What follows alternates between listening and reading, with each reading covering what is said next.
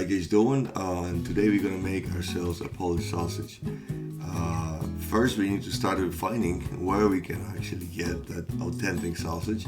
And Rich's Fish Market is one of those places that you can find 1,001 things for your kitchen, and all gonna be tasty. And they do have authentic Polish sausage.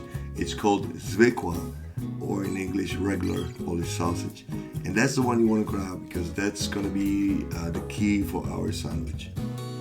So the first thing we need to do is cut our sausage to the size of the bun and make an incision on one side and on another side, about ½ inch away from each other. And that's going to help us out when the sausage is frying. It's going to open up, it's going to release the flavor. The fat gonna melt, and that's gonna bring a lot of flavor to our sandwich, and we need that. We also gonna get our onions cut. We need 2 large onions, cut them to slices, and put them on the griddle. Make sure you keep it on the griddle for a while, so it burns a little bit, so it gives you a lot of flavor from the onion.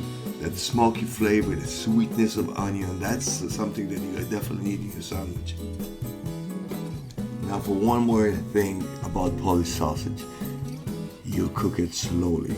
So medium high, wait until it burns a little bit of fat. That fat is gonna melt. It's gonna develop nice crust from the outside. It's gonna be very juicy inside.